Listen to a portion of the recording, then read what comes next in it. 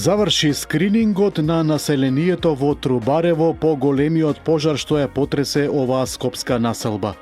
Вчера, како што објасни министерот Алиу, биле прегледани над 100 лица на двата пункта во Трубарево, од кои 8 биле упатени на клиниката за пулмологија поради хронични заболувања, за кои подолго време не направиле контролни прегледи. Според информациите од тимовите на клиниката, кај дел од пациентите биле забележани симптоми како отежнато дишење, сува кашлица и стегање во градите, а кај друг бил диагностициран и покачен крвен притисок. Најголем дел од упатените пациенти веќе имале хронични заболувања кои се влошиле поради загадувањето.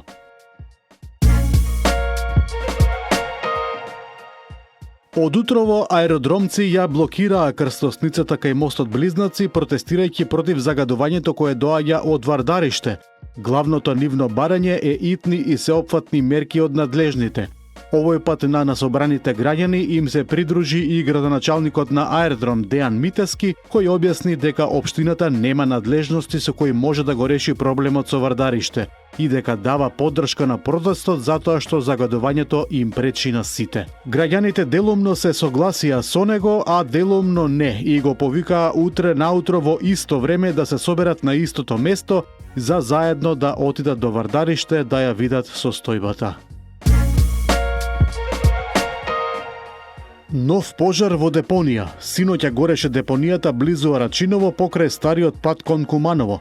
Обемот на пожарот бил голем. За среќа, по повеќе часовна интервенција во која користена и специјална пена, скопските пожарникари успеале да ги изгаснат силните пламени јазици.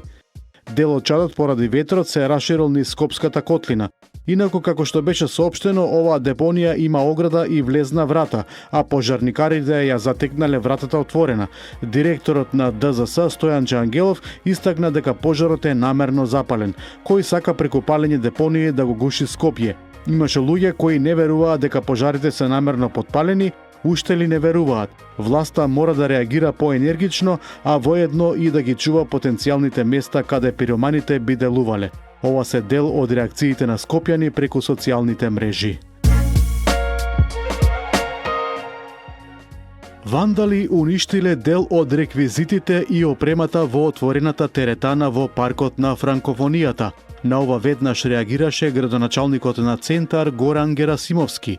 На кого му пречи катчето за рекреација направено на барање на жителите со новата современа теретана, што ја поставивме пред само една недела, утрово го затекнавме уништено. Уште недовршена, теретаната веќе е вандализирана. Некој преку ноќ се обидел да ги запали реквизитите, а вреќата за бокс ја исекле со нож и целосно ја уништиле, истакна Герасимовски. Одделот за внатрешна контрола при МВР извршил проверки како постапувале полициските службеници од СВР Велес околу целиот случај на неодамна убиената Росица Коцева.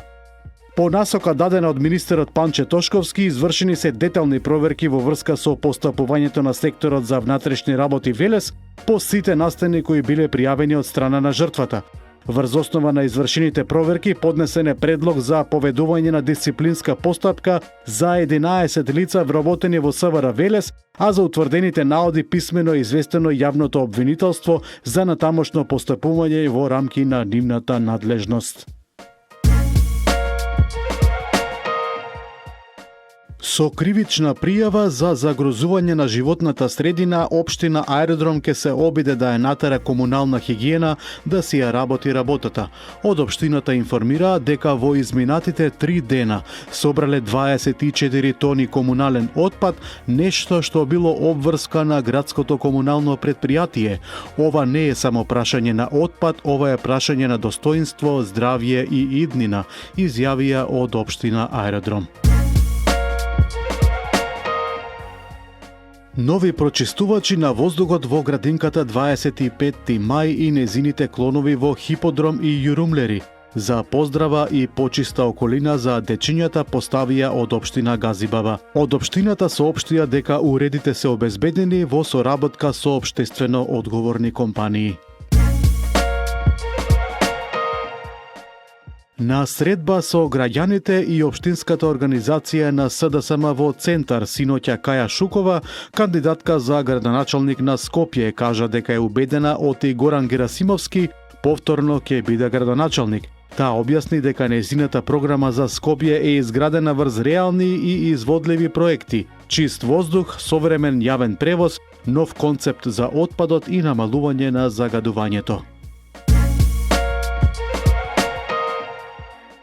Од јавното предпријатие Водовод и канализација информираа дека дневните мониторинзи за испитување на квалитетот и безбедноста на водата за пиење покажуваат дека скопјани пијат чиста вода.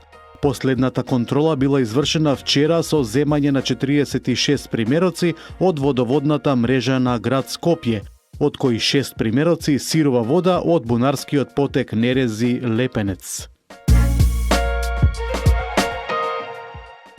По 13 години заврши изградбата на црквата Свети Константин и Елена на улицата Македонија во центарот на Скопје.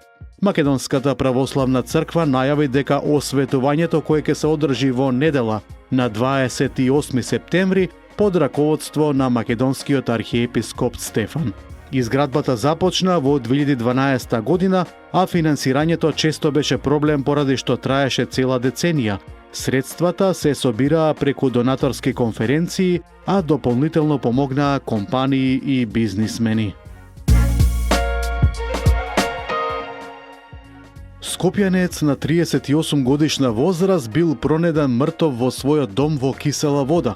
На местото веднаш пристигнала екипа на итната медицинска помош, а лекарот ја констатирал смртта. По наредба на јавен обвинител, телото било предадено за обдукција за да се утврдат причините за смртта. Увид на местото извршила екипа од СВР Скопје.